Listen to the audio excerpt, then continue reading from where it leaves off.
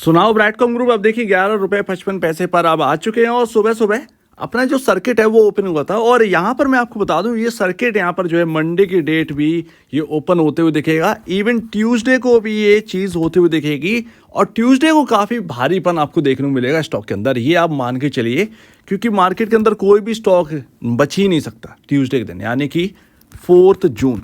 तो ये अपने ऊपर बिल्कुल भी मत ले जाइए कि स्टॉक जो है वो ख़राब हो गया है और वापस से यहाँ पर ऑपरेटर एक्टिव हो गए हैं वगैरह वगैरह, क्योंकि 4 जून काफ़ी वॉलेटाइल डे रहने वाला है पूरे मार्केट के लिए। और जिसने भी देख रखा है पिछले इलेक्शन को होता क्या है वो ये सारी बातें जानता है। फिलहाल रिकवरी मोड में है और शेयर होल्डिंग पैटर्न की खुशी है। ऐसे में कल हमारी बात हुई थी और मैंने आपसे कहा था कि ट्रेड रिसीवेबल्स के ऊपर हम बात करेंगे। यूएस की जो एडटेक कंपनी है ट्रेडेक्स और बाकी की यहाँ पर कंपनी है, मैंने मैग्नाइट और पबमेटिक को यहाँ पर लिया है।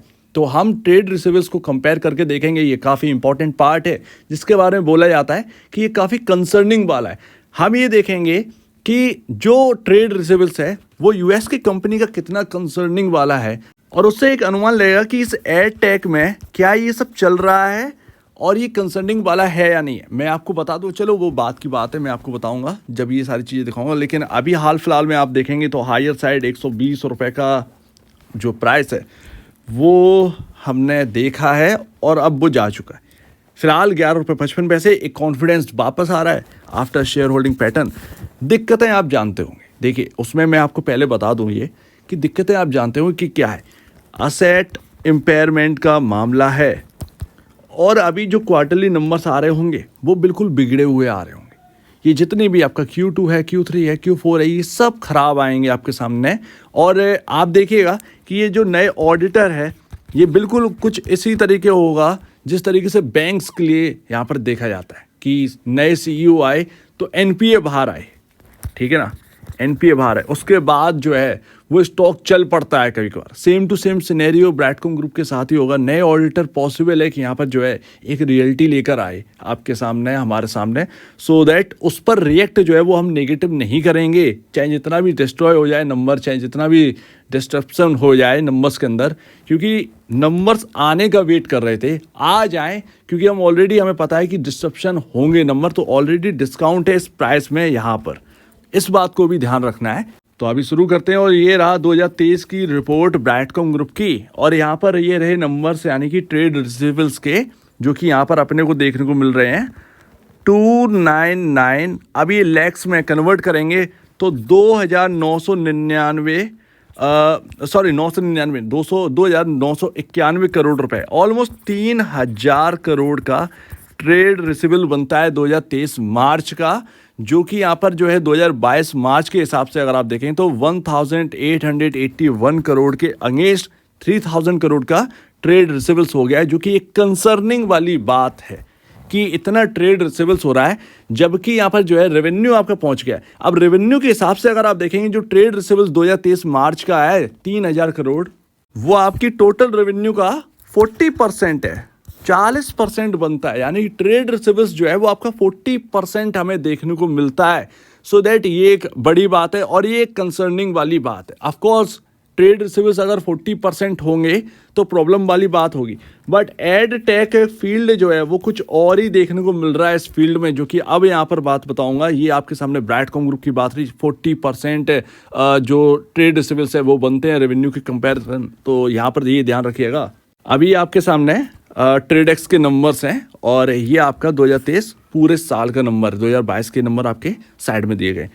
यहाँ पर मैं आपको थोड़ा सा एक बात बता दूं, आपको याद होगा कि जब यहाँ पर सब्सिडीज़ के नंबर आए थे और मैंने गलती करी थी उन नंबर्स को पढ़ने में, क्योंकि यूएस के नंबर्स को पढ़ना मुझे नहीं लगता कि इतना आसान है। हमारे सामने जो आते हैं वो आंकड़े जो हैं वो थोड़े से आसान है, आसान शब्दों में, बट यूएस के जो आंकड़े हैं वो थोड़े से इधर उधर दाएं बाएं की तरह। तो यहाँ पर शायद मुझसे कुछ गलती हो रही हो तो प्लीज़ कमेंट सेक्शन में कंप्लीट करिएगा उस बात को, और अगर ज़्यादा कुछ गलती हो रही तो बताइएगा, मैं अपलोड करूँगा इस वीडियो को सही तरीके से, ठीक है। कुछ गलती हो रही तो ज़रूर बताइएगा, काफ़ी लोग जानते होंगे इसके बारे में।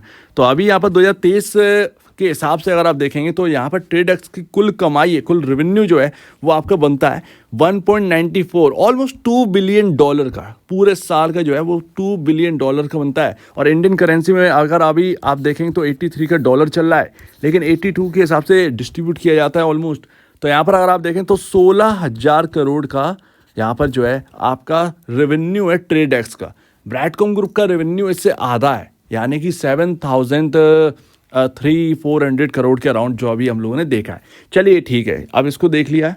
अब आ जाइए अकाउंट रिसीवेबल्स पर, और आप कहें तो ट्रेड रिसीवेबल्स जो है वो सेम एज अकाउंट रिसीवेबल्स है। अगर आप देखेंगे उसको आप डेफिनेशन भी देख लीजिएगा। फिलहाल अगर आप देखेंगे तो 2023 के हिसाब से अगर आप देखेंगे एज ऑफ दिसंबर 2023 यहाँ पर आपका अकाउंट रिसीवेबल्स बनता है 28,70,313। उसमें थाउजेंड्स भी अगर आप ऐड करेंगे तो यहाँ पर तब जाके ये पूरी बनती है। यानी कि ये जो बात हो रही है वो बात हो रही है 2870 मिलियन डॉलर्स की। 2870 मिलियन डॉलर्स की बात यहाँ पर हो रही है। अब हमने जो रेवेन्यू देखा है वो बिलियंस में देखा, मिलियंस में कन्वर्ट करेंगे तो कितना बैठेगा, उस हिसाब से आपका जो ट्रेड रिसीवेबल्स है वो रेवेन्यू से भी ज़्यादा है। ये बात थोड़ी सी शॉकिंग लगी है, और ये बात का जिक्र जो है वो यहाँ पर कुछ रिपोर्ट में भी मिल जाता है ट्रेड रिसीवेबल्स की, जो कि आप ट्रेडेक्स के बारे में सर्च करेंगे थोड़ा सा कंसर्निंग बताया जाता है इस बात को। लेकिन उस बात को थोड़ा सा पीछे छोड़ देते हैं कि अगर ग्रोथ देखें तो उस हिसाब से इस ट्रेड रिसीवेबल्स को थोड़ा सा पीछे छोड़ देते हैं। लेकिन ये सिर्फ और सिर्फ ट्रेड डेस्क की माफ कीजिएगा ट्रेडेक्स के साथ ही नहीं हो रहा है, ये बाकी कंपनियों के साथ भी है, जैसे कि मैग्नाइट हुआ, जैसे पबमेटिक हुआ। ये काफ़ी शॉकिंग लगा होगा आपको कि रेवेन्यू के कंपैरिजन अकाउंट रिसीवेबल्स जो है वो ज़्यादा अपने को देखने को मिल रहा है।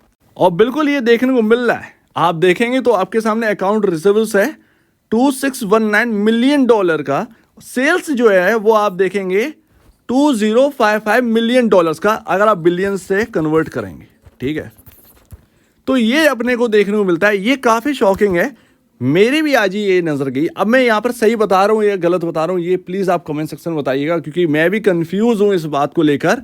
क्या मैं ये डेटा सही पढ़ रहा हूँ? मैं अभी भी कह दे रहा हूँ, क्या मैं ये डेटा सही पढ़ रहा हूँ? क्योंकि आप लोगों में से बहुत सारे लोग हैं जो इस डेटा को सही तरीके से रीड कर सकते हैं, जिन्होंने मेरे को करेक्ट किया था पिछली बार। तो उनसे मैं कहूँ कि इस बार भी बताइएगा कि सही पढ़ रहे हैं या नहीं। और अब ये देखिएगा, कंपनी का यहाँ पर नाम है आपके सामने, और रिसीवेबल्स टर्नओवर रेशियो आपके सामने दिया रखा है। इसके साथ साथ रेवेन्यू यहाँ पर दे रखा है, और यहाँ पर रिसीवेबल्स का डेटा है। ठीक है, ये आपने समझ लिया होगा। अब हम चलते हैं वो तीन कंपनी के ऊपर। तो ये रहा रिसीवेबल्स का डेटा, और ये आपका रेवेन्यू, और ये टर्नओवर रिसीवेबल्स रेशियो। ठीक है, अब आप देखिए यहाँ पर भी यही दे रहे हैं 2054.57 मिलियन डॉलर। ठीक है, ये आपका रेवेन्यू, और ये आपका रिसीवेबल्स है, अकाउंट रिसीवेबल्स, जो कि 2567.428 मिलियन डॉलर का। अब यहाँ पर ये सारी रिपोर्ट जो है वो कहीं ना कहीं झूठ तो होंगी नहीं। क्या ये सही है? तो आप कंफर्म करिएगा। वही चीज़ पबमेटिक के साथ है कि रेवेन्यू देखिए 277.655 मिलियन डॉलर का है, और जो आपका जो अकाउंट रिसीवेबल्स हैं वो आपका 307.037 मिलियन डॉलर का है, रेवेन्यू को सरपास कर गया है। मैग्नाइट का अगर बात करें तो 638.87 मिलियन डॉलर का आपके सामने देखने को मिलता है रेवेन्यू, और 1005.44 मिलियन डॉलर का आपको अकाउंट रिसीवेबल्स देखने को मिलता है। और ये आपके टर्नओवर रेशियोज हैं। 0.90 का रेशियो चल रहा है आपका पबमेटिक का, ट्रेडेक्स का यहाँ पर 0.80 का, और आप देखेंगे 0.64 का आपका मैग्नाइट का।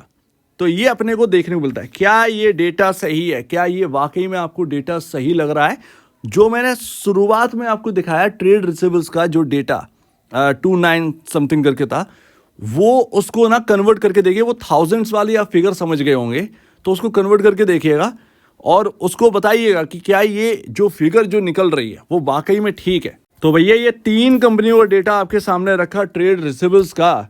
अब मुझे ये समझ में नहीं आता कि इन कंपनियों का जो ट्रेड रिसीवेबल्स है वो यहाँ पर अपना रेवेन्यू का सरपास है, जबकि ब्रैडकॉम ग्रुप, अगर ये सही है तो ब्रैडकॉम ग्रुप तो फिर भी अपना रेवेन्यू का 40% ही यहाँ पर जो है आपका रिसीवेबल्स में, ट्रेड रिसीवेबल्स। तो कंसर्निंग सबसे ज़्यादा यहाँ पर माना जाना चाहिए, ना कि यहाँ पर, अगर सही मायने में देखा जाए तो। ये ट्रेड रिसीवेबल्स का डेटा है और वो भी एडटेक का। कोई भी सॉफ्टवेयर कंपनी नहीं है इन तीनों में से, ये सारी कंपनियां वही काम करती हैं जो ब्रैडकॉम ग्रुप करती है। अब यहाँ पर आप बताइएगा, डेटा आपने देख लिया होगा और उसको थोड़ा सर्च करिएगा ताकि कंफर्म हो कि ये बात सही है या नहीं है, क्योंकि काफ़ी टाइम ले लिया इसने, मैं ढूंढता रहा और बस यही मिल रहा है। तो ये सारी बात है। तो फिलहाल यहाँ पर जो है ट्रेड रिसीवेबल्स की अगर बात करें तो कुछ ये डेटा देखने को मिलता है, जो कि इनको देखकर मुझे नहीं लगता है कि ब्रैडकॉम ग्रुप जो है वो कंसर्निंग वाली बात यहाँ पर देखने को मिल रही है ट्रेड रिसीवेबल्स के बिहाफ पर। अब ये जो डेटा आने वाला है आपका Q2+3+4 का, ये डेटा में जो ट्रेड रिसीवेबल्स है वो देखेंगे कि क्या है। इस डेटा से बहुत कुछ पता चलेगा। ये आपके सामने कहीं ना कहीं रियलिटी खोलने वाला है, रेवेन्यू एंड प्रॉफिटेबिलिटी कहीं ना कहीं ब्रैडकॉम ग्रुप की। सो लेट्स से ये देखते हैं, क्योंकि Q2 का डेटा अपने सामने आ गया था एक नोटिफिकेशन के जरिए, नंबर्स तो अच्छे दिख रहे थे। Q3 के बारे में बात करी गई थी कि ख़राब रहेगा, और Q4 तो हम जानते हैं कि सीजनलिटी की वजह से वो डाउन रहता है। ठीक है, फिलहाल आपके सामने ये है। सो उम्मीद है काफ़ी कुछ आपको समझ में आया होगा। रही बात इस डेटा की, क्या ये दिक्कतें सही होने के बाद अगर ये 11 जून को ये दे देते हैं अपना रिजल्ट, जो कि जेड कैटेगरी से बचा लेगा, तो क्या ये स्टॉक के अंदर दम आएगी? कहीं ना कहीं आना चाहिए। कितना हाई साइड जाना चाहिए? आप तो अनुमान लगाने लगे 150 रुपये का, काफ़ी लोग कमेंट सेक्शन में लिख रहे थे, बट अभी कुछ मत लगाइए ये अनुमान। हमें जो है वो एक EQ में जाना है और उस हिसाब से हमें जो प्राइस है वो हमें अच्छा बेहतर देखने को मिल जाएगा। पॉसिबल है कि इस बार जो है वो 20 के अबव मिल जाए, बट हाँ, हम वो 150 का आंकड़ा अचीव नहीं कर सकते अभी, ये मान के चलिएगा। पॉजिटिविटी आएगी बट अभी नहीं। जब पूरा क्लियर हो जाएगा मामला, उसके बाद आप देखिएगा कि ब्रैडकॉम ग्रुप जो है वो किस तरीके से रिएक्ट करे। ठीक है, और उसमें जो भी गलतियां तो हुई हैं कंपनी के मैनेजमेंट से, ऐसा नहीं गलतियां नहीं हुई हैं, बस भरोसा जो है वो उनकी जो सब्सिडरी है जो इजराइल की, उसके ऊपर है, जो कि EY यहाँ पर जो है आपका ऑडिट करती है। तो थोड़ा सा कुछ भरोसा यहाँ पर जो है वो है, फ्रंट टायर और बाकी वगैरह वगैरह। हालांकि पूरी डिटेल जो है वो इनको वेबसाइट पर देना चाहिए, लेकिन वो चीज़ नहीं है। ये इनका बात थोड़ा सा ख़राब लगती है। तो ठीक है, आज अपना जो था ये बताने का नहीं है कि क्या ठीक था क्या गलत था। अपना जो है वो आज ट्रेड रिसीवेबल्स का डेट है और यहाँ पर आपके सामने ट्रेड रिसीवेबल्स जो है वो आ चुके हैं। अब इस डेटा को देखिए, एनालाइज करिए, क्या गलती दिख रही है कमेंट सेक्शन में बताइएगा। एंड लास्ट, वॉलेटिलिटी बहुत बढ़ने वाली है, तो थोड़ा सा अपने आप को प्रोटेक्ट करिएगा। और यहाँ पर देखिएगा 3 जून से यहाँ पर देखिए रिएक्ट करेगा। कल तो वैसे भी वॉलेटिलिटी, हाई वॉलेटिलिटी वाला डे होने वाला है, कल पोजीशन कटेंगी बनेगी। तो मुझे नहीं लगता कि आपको यहाँ पर जो है ब्रैडकॉम ग्रुप के ऊपर कोई कंसर्न जारी करना चाहिए ये नेक्स्ट 3 दिन तक, ये आप मान के चलिएगा। क्योंकि कोई भी स्टॉक जो है वो गिरते बाजार में हाईयर साइड नहीं टिक पाता, कहीं ना कहीं उस पर भी प्रेशर आएगा। तो अभी क्या करें कि अपने साथ ये हो ही गया कि अभी ये इलेक्शन का रिजल्ट का टाइम है और BCG का ये समय चल रहा है, तो ये दोनों चीज़ें एक साथ बैठ रही हैं। अब ये भी नहीं कह सकते कि ब्रैडकॉम ग्रुप टूट जाएगा, कहने को कुछ नहीं कह सकते, टिका है तो टिका है, ये भी बात है। तो वो चीज़ है। फिलहाल अच्छा यही होगा कि मूविंग एवरेजेस के ऊपर आए, और मूविंग एवरेज सिर्फ और सिर्फ क्वार्टरली नंबर्स की बिहाफ पर आ सकता है। अदरवाइज इतनी अभी ताकत नहीं हुई है ब्रैडकॉम ग्रुप के स्टॉक में, अभी भी काफ़ी हम लोग वीक हैं, बट उसको नंबर जो आएंगे वो स्ट्रॉन्ग कर सकता है, ये एक बात है। तो अभी पॉजिटिविटी है, ख़त्म नहीं हुई है, बट हाँ क्लैरिटी नहीं है। डार्क क्लाउड जो है वो अभी भी छाए हुए हैं। हम कंप्लीटली ये नहीं कह सकते हैं कि कंपनी ने बिल्कुल ख़राब कर दिया है पूरा। जो भी यहाँ पर जो है इन्होंने डेटा बिगाड़ा था बैंक का, वो सिर्फ और सिर्फ एक जो बताया गया है जो असेट इम्पेयरमेंट की वजह से जो अपना छुपाने के लिए है वो वारंट वाला, उसमें यहाँ पर जो है इन्होंने छेड़छाड़ करी है। सो दैट वो अपने तक ही है, उधर तक रखिए। सेल्स और प्रॉफिटेबिलिटी की जहाँ तक बात है तो उसके ऊपर भी क्लैरिटी आएगी, उस पर भी ध्यान दीजिएगा जब आप नोटिफिकेशन पढ़ेंगे उनका, MCA वालों का, यानी कि आपका जो नया नोटिफिकेशन आया था उनका। ठीक है ना, तो चलिए बाद में बात करते हैं उसके ऊपर। फिलहाल आपके सामने ट्रेड रिसीवेबल्स है। तो आप क्या कहना है इसके ऊपर कमेंट सेक्शन में कहिए, और अब वीडियो देखने के लिए बहुत बहुत धन्यवाद दोस्तों।